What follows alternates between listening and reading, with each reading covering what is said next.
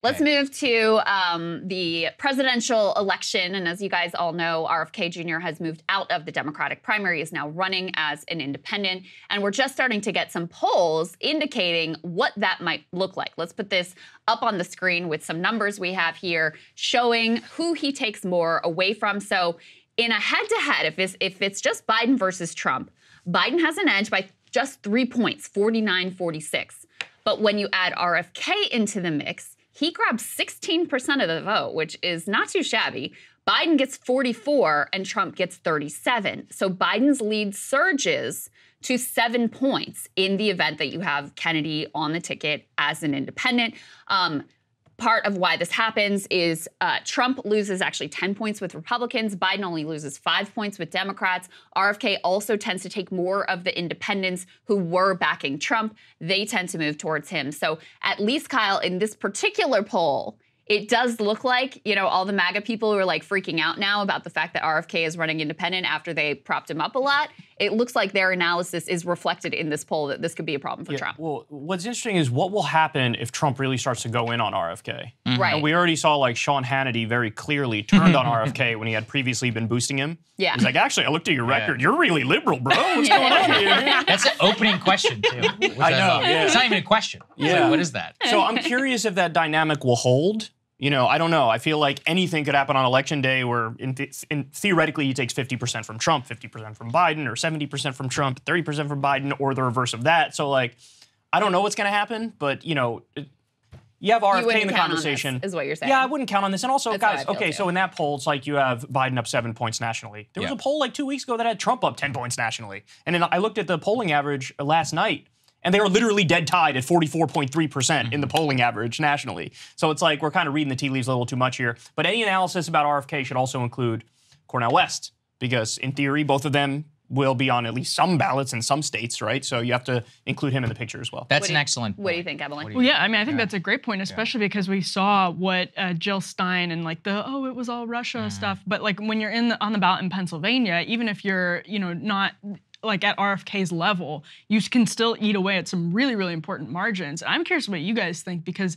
I have a theory that as soon as RFK starts to really look like he's a threat more to Trump than to Biden, which this poll starts to show us, that it'll be fascinating to see where people go when Trump starts attacking him as super liberal. Does that make him more appealing to the type of people that might be interested in Cornell West, but also might be like a Bernie Sanders voter that is like, holy smokes, this guy did so much for the environment in New York State. He has this like very long record. I don't know whether that's the case, because there's so many points of tension now, even between, you know, kind of Bernie people and, you know, somebody who might like RFK for a stance on vaccines. Right. There are a lot of fault lines. That's my thing, is like, look, I think Oliver Anthony is a good archetypal person. I don't know how big of a constituency he represents, but it's not zero. And when I listened to his interview with Rogan, he was like, look, I'm pro Second Amendment, you know, all of this. But he was like, well, Trump, you know, he had a lot of problems too. He's like Operation Warp Speed. And I was like, oh, that's interesting. But I was like, dastardly vaccine. But I was like, oh, okay. And so then he starts talking, you know, positively about RFK Jr. And so, look, maybe there's 1 million, 2 million people who who are very upset about the vaccine or vaccine mandate. They, especially RFK, I just saw put a tweet out the other day about, I'm not going to take your guns away. He's very sympathetic on a lot of libertarian-esque type policy. Big on the border, too. On the border, right. So he's like, he is, as long as he strikes the right message, I could see an Oliver Anthony, you know, type voter for him. Now, how big is that? I don't know. As Emily says, though, I think we did this right when it announced. I pulled the numbers. In terms of Joe Jurgensen, she won like 1.6% of the vote in Georgia. I mean, she's libertarian. The libertarian candidate in 2020. That's arguably the Trump margin of victory. She won over 1% in Pennsylvania and in Arizona. Once again, we are talking in all 3 states. It's funny because on the right, there isn't the same like culture of like, it's all her fault. But I mean, you could make a good case under that idiotic theory. So yeah, I mean, to me, RFK with his last name, let's say he gets 3%, which I think will probably get more. Let's say he gets 5%. I mean, that's some serious carnage for Trump. Will they be on the ballot? My question is about the ballot, though. Krystal, what do you think? Do you think they're going to be on the ballot? Well, he has a lot of money. Yeah. I mean, I know, but even the Green Party's on like 46 out of 50 states or something like that. Yeah, but you know? I mean, I'm saying, I think, I don't know. I genuinely, I don't have enough detailed knowledge about like the ballot process and how involved it is and whatever, but he certainly has the funding to be able to build out an organization. Absolutely. To get on a ballot, especially in key states. I do think it's worth adding into this conversation the fact that, you know, especially looking back at 2016, and this is traditionally what happens, a lot more people say they're going to vote third party than actually end up voting third party. Yes. Because it makes sense. When it comes down to it, you know, it's getting close to election day. Emotions are as pitched as they could possibly be. You know, it can feel very existential, and you realize, like, this guy's not going to win, so let me pick between the two candidates who actually it's going to be one or the other of them. Or and not so vote. usually, or not vote, but usually the third party number tends to collapse as you get close to election day. So I don't think he's going to get anywhere close to 16% of the vote. But I have always been wary of the ironclad assumption that because his support tends to be more Republican leaning now, that it will stay static through election day, because that Kennedy name is very powerful, number one. And number two, I do think when Trump and his allies really go in on him as like, this guy voted for Hillary Clinton, that's all they have to say to really kill his esteem with, you know, the Republican base that has been interested in him thus far. And they started circulating his quotes about Hillary Clinton on the day he announced. The Republican Party was circulating those. And yeah, you can see how they would be really devastating with a Trump voter who, you know, is tweeting things about hashtag Clinton body count. Like that's not going to, these are not compatible positions. It's not going to go well. And the other thing is like, when I saw Woody Harrelson in, I think he was wearing like a Kennedy 2024 hat, I was like, oh boy. Like you start seeing stuff like that popping up. I know that sounds silly, but there's something about the Kennedy brand, and you talk and think about this a lot, that's just really potent, especially with left-leaning Americans.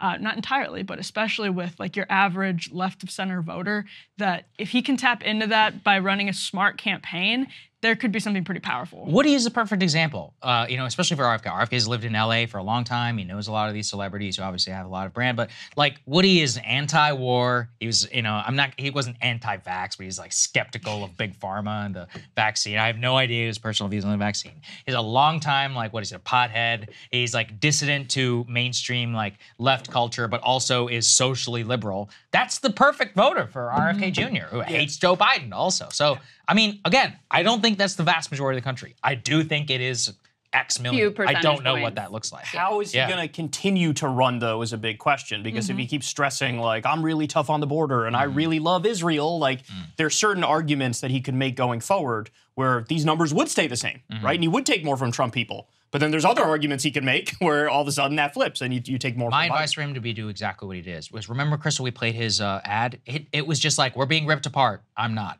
Perfect. It's like, don't you hate both parties and the media? That's what I would do. A lot of people are like, yes. And if you stay out of the specifics, that's probably the best that he could possibly do.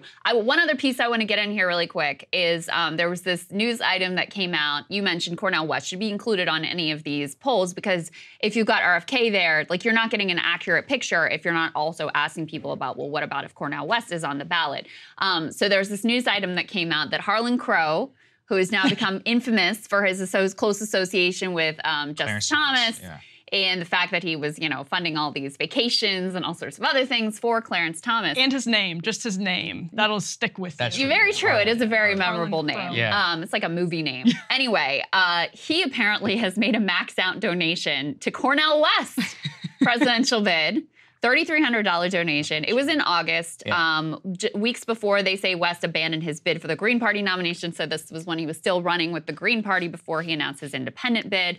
Apparently, Crow, who has called West a self-proclaimed non-Marxist socialist and longtime professor at Princeton University, is a good friend. So that's the reason that he's giving. I mean, Kyle, what do you read into this, like, nefarious intent? Like, people are using that against him. Cornell West up as a spoiler, or what do you think? I'm not buying the friend thing. It's obviously to hurt Biden. The whole idea, absolutely. If he's running as give him money, let him run as an independent. Hopefully he knocks up 2, 3, 4 percentage points, and then that would theoretically take more from Biden. I think that's fine. I'm not sure. I think it's ruthlessly pragmatic. There's an interesting connection between the two, which is that Robbie George, also a professor at Princeton, is really close with Cornell West. And Robbie George is sort of a stalwart of the conservative legal movement that Harlan Crow has really helped create. And so that would be my theory. That's my theory. Now, maybe it's also a little bit like, oh, we'll have some fun with this. Sure, yeah. Why not? Look, Harlan is anti-Trump. This guy's like pro Nikki Haley. He like funds Jonah Goldberg. I mean, these are not. No, this is they'll all not fall a in pro. line. They'll all fall. I- Trump's right. They're all going to fall in line With when the time Harlan, though, comes. I genuinely don't think so.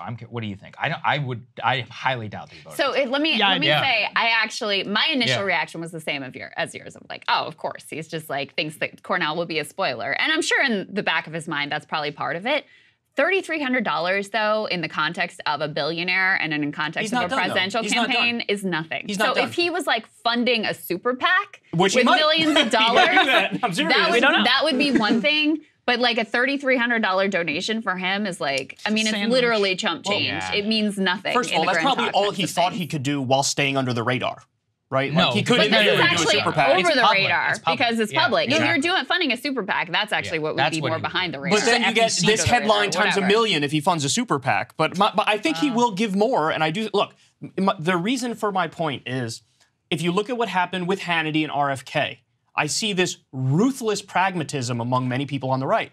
And Hannity was That is true. boosting up RFK relentlessly when they thought this guy's going to hurt Biden. And they were really intelligent about it, right? And then the second they thought, oh, he might actually hurt Trump, they flipped on a dime. Who's the dude And I you feel always like it's bring the up? same. This guy's Oh, ruthless. DC DC Drano. Drano. Oh yeah. Yeah, I love he that said guy. it. Didn't Yeah. he say it? Yeah, he said it. Yeah, That's he why was I like, love I was him. boosting Yeah. him when he hurt Biden. Now Yeah. he's going to hurt Trump. Yeah. I'm going to go after him and unleash the dogs of hell. Yeah. I think this is the same thing. I think this cynical. is the same thing. But that's how politics is. Look, Yeah. this guy's smart.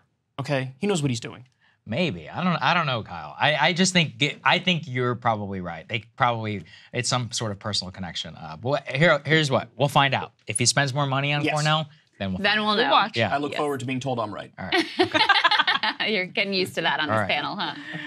From time Okay. to time. All right, guys. Thanks for dropping by. Thank you guys. See Appreciate you it. both shortly. Hey guys, if you like that video, go to breakingpoints.com, become a premium subscriber, and help us build the best independent media organization on the planet. That's right. We're subscriber funded. We're building something new. We want to replace these failing mainstream media organizations. So again, to subscribe, it's breakingpoints.com.